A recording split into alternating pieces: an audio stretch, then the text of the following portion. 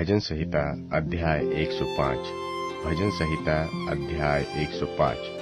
यहोवा का धन्यवाद करो, उससे प्रार्थना करो, देश देश के लोगों में उसके कामों का प्रचार करो।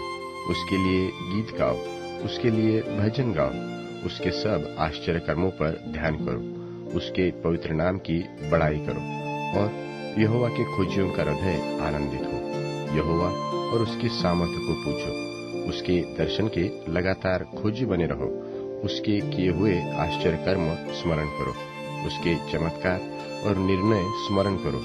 हे उसके दास इब्राहिम के वंश, हे याकूब की संतान, तुम तो उसके चुने हुए हो। वही हमारा परमेश्वर यहोवा है। पृथ्वी भर में उसके निर्णय होते हैं। वह अपनी वाचा को सदा स्मरण रखता आया है। यह वही वचन है जो उसने 1000 पीढ़ियों के लिए ठहराया है। वह वाचा उसने इब्राहिम के साथ बांधी और उसके विषय में उसने इसहाक से शपथ खाई है। और उसी को उसने याकूब के लिए विधि करके और इस्राएल के लिए यह कहकर सदा की वाचा करके दृढ़ किया कि मैं कनान देश को तुझी को दूंगा, वह बाँट में तुम्हारा निज भाग होगा। उस समय तो वे गिनती में थोड़े थे, वरन बहुत ही थोड़े, और उस देश में परदेशी थे। और वे एक जाति से दूसरी जाति में और एक राज्य से दूसरे राज्य में फिरते तो रहे, परंतु उसने किसी मनुष्य को उन पर अंधेर करने न दिया। और वह राजाओं को उनके निमित्त यह धमकी देता था कि मेरे अभिषिक्त को मत छुओ और न मेरे नबियों की हानि करो।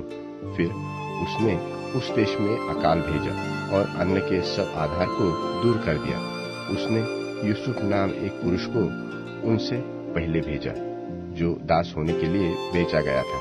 लोगों ने उसके पैरों में बेड़ियां डालकर उसे दुख दिया।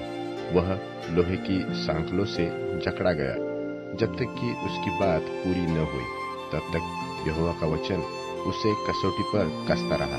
तब राजा ने दूत भेजकर उसे निकलवा लिया और देश देश के लोगों के स्वामी ने उसके बंधन खुलवाए।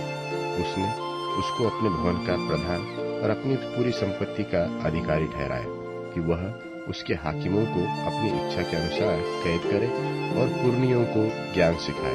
फिर इस्राएल मिस्र में आया और याकूब हाम के देश में परदेशी रहा। तब तक उसने अपनी प्रजा को गिनती में बहुत बढ़ाया और उसके द्रोहियों से अधिक बलवंत किया।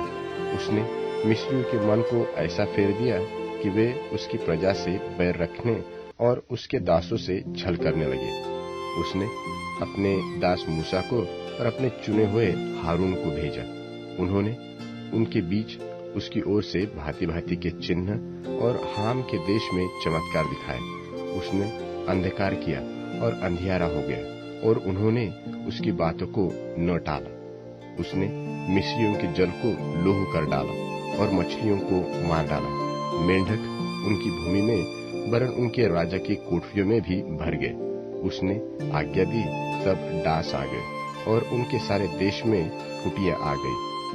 उसने उनके लिए जलवृष्टि की संति ओले और उनके देश में धधकती आग बरसाई। और उसने उनकी दाखलताओं और अंजीर के वृक्षों को वरन उनके देश के सब पेड़ों को तोड़ डाला। उसने आज्ञा दी, तब अनगिनत टिड्डियां और कीड़े आए और उन्होंने उनके देश के सब अन्नादि को खा डाला और उनकी भूमि के सब फलों को चट कर गए। उसने उनके देश के सब पहिलौठों को, उनके पुरुषों के सब पहले फल को नाश किया। वह अपने गोत्रियों को सोना चांदी दिलाकर निकाल लाया और उनमें से कोई निर्मल न था। उनके जाने से मिस्री आनंदित हुए, क्योंकि उनका मन डर से समा गया था। उसने छाया के लिए बादल फहराया और रात को प्रकाश देने के लिए आग प्रकट की। उन्होंने मांगा, तब उसने बटेरे पहुंचाए और उनको स्वर्गीय भोजन से तृप्त किया। उसने चट्टान फाड़ी, तब पानी बह निकला और निर्जल भूमि पर नदी बहने लगी, क्योंकि उसने अपने पवित्र वचन और अपने दास इब्राहिम को स्मरण किया। वह अपनी प्रजा को हर्षित करके और अपने चुने हुओं से जय जयकार करके निकाल लाया और उनको अन्य जातियों के देश दिए। और वे और लोगों के श्रम के फल के अधिकारी किए गए कि वे उसकी विधियों को माने और उसकी व्यवस्था को पूरी करें। यह कि स्तुति करो।